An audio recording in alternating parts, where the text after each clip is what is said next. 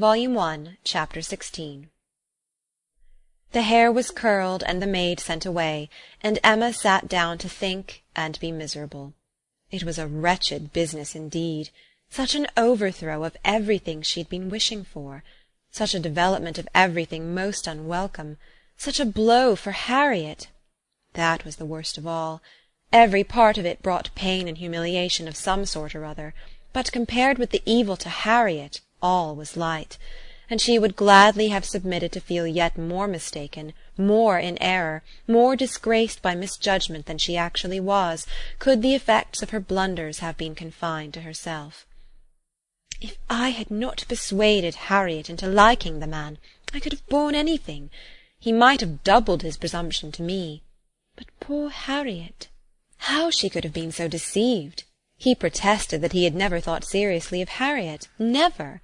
She looked back as well as she could, but it was all confusion. She had taken up the idea, she supposed, and made everything bend to it. His manners, however, must have been unmarked, wavering, dubious, or she could not have been so misled. The picture! How eager he had been about the picture! And the charade! And 100 other circumstances! How clearly they had seemed to point at Harriet! To be sure, the charade, with its ready wit, but then the soft eyes! In fact, it suited neither. It was a jumble without taste or truth. Who could have seen through such thick-headed nonsense? Certainly she had often, especially of late, thought his manners to herself unnecessarily gallant. But it had passed as his way, as a mere error of judgment, of knowledge, of taste, as one proof among others that he had not always lived in the best society, that with all the gentleness of his address, true elegance was sometimes wanting. But till this very day she had never for an instant suspected it to mean anything but grateful respect to her as Harriet's friend. To Mr. John Knightley she was indebted for her first idea on the subject, for the first start of its possibility. There was no denying that those brothers had penetration. She remembered what Mr. Knightley had once said to her about Mr. Elton, the caution he had given, the conviction he had professed that Mr. Elton would never marry indiscreetly, and blushed to think how much truer a knowledge of his character had been there shown than any she had reached herself. It was dreadfully mortifying. But Mr. Elton was proving himself, in many respects, the very reverse of what she had meant and believed him. Proud, assuming, conceited, very full of his own claims, and little concerned about the feelings of others. Contrary to the usual course of things, Mr. Elton's wanting to pay his addresses to her had sunk him in her opinion.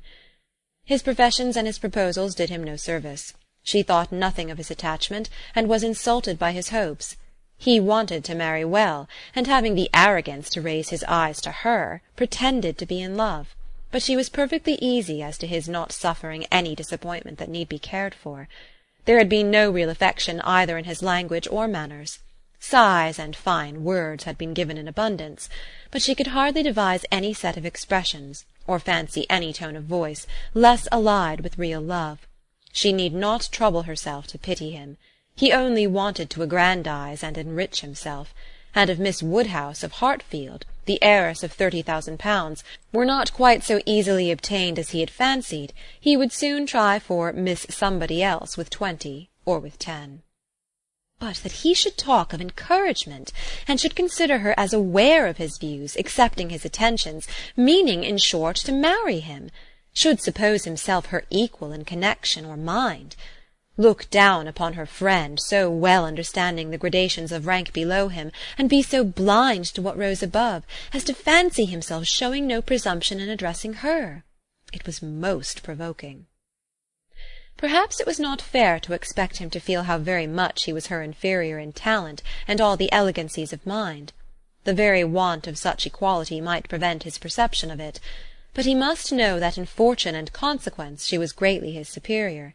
He must know that the Woodhouses had been settled for several generations at Hartfield, the younger branch of a very ancient family, and that the Eltons were nobody. The landed property of Hartfield certainly was inconsiderable, being but a sort of notch in the Donwell Abbey estate, to which all the rest of Highbury belonged, but their fortune, from other sources, was such as to make them scarcely secondary to Donwell Abbey itself, in every other kind of consequence, and the Woodhouses had long held a high place in the consideration of the neighbourhood, which Mr. Elton had first entered not 2 years ago, to make his way as he could, without any alliances but in trade, or anything to recommend him to notice but his situation and his civility. But he had fancied her in love with him. That evidently must have been his dependence, and after raving a little about the seeming incongruity of gentle manners and a conceited head, Emma was obliged in common honesty to stop and admit that her own behaviour to him had been so complacent and obliging, so full of courtesy and attention, as, supposing her real motive unperceived, might warrant a man of ordinary observation and delicacy, like Mr. Elton, in fancying himself a very decided favourite. If she had so misinterpreted his feelings, she had little right to wonder that he, with self-interest to blind him, should have mistaken hers. The first error and the worst lay at her door. It was foolish, it was wrong to take so active a part in bringing any two people together. It was adventuring too far, assuming too much, making light of what ought to be serious, a trick of what ought to be simple. She was quite concerned and ashamed, and resolved to do such things no more. "Here have I," said she, "actually talked poor Harriet into being very much attached to this man. She might never have thought of him but for me, and certainly never would have thought of him with hope, if I had not assured her of his attachment, for she is as modest and humble as I used to think him. Oh, that I might have been satisfied with persuading her not to accept young Martin!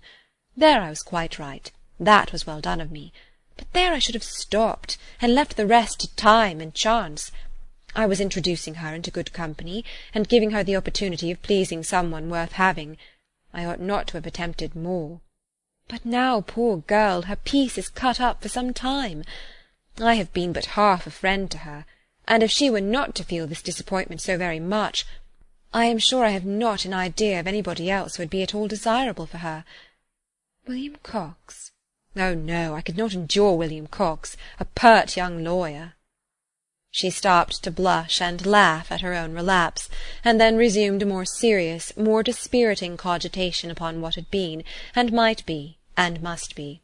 The distressing explanation she had to make to Harriet, and all that poor Harriet would be suffering, with the awkwardness of future meetings, the difficulties of continuing or discontinuing the acquaintance, of subduing feelings, concealing resentment, and avoiding éclat, were enough to occupy her in most unmirthful recollection some time longer, and she went to bed at last with nothing settled but the conviction of her having blundered most dreadfully. To youth and natural cheerfulness like Emma's, though under temporary gloom at night, the return of day will hardly fail to bring return of spirits. The youth and cheerfulness of morning are in happy analogy, and of powerful operation, and if the distress be not poignant enough to keep the eyes unclosed, they will be sure to open to sensations of softened pain and brighter hope. Emma got up on the morrow more disposed for comfort than she had gone to bed, more ready to see alleviations of the evil before her, and to depend on getting tolerably out of it. It was a great consolation that Mr. Elton should not really be in love with her, or so particularly amiable as to make it shocking to disappoint him, that Harriet's nature should not be of that superior sort in which the feelings are most acute and retentive, and that there could be no necessity for anybody's knowing what had passed except the three principals, and especially for her father's being given a moment's uneasiness about it. These were very cheering thoughts, and the sight of a great deal of snow on the ground did her further service, for anything was welcome that might justify their all three being quite asunder at present. The weather was most favourable for her, though Christmas Day she could not go to church. Mr. Woodhouse would have been miserable had his daughter attempted it, and she was therefore safe from either exciting or receiving unpleasant and most unsuitable ideas. The ground covered with snow, and the atmosphere in that unsettled state between frost and thaw, which is of all others the most unfriendly for exercise, every morning beginning in rain or snow, and every evening setting in to freeze, she was for many days a most honourable prisoner. No intercourse with Harriet possible but by note, no church for her on Sunday any more than on Christmas Day, and no need to find excuses for Mr. Elton's absenting himself.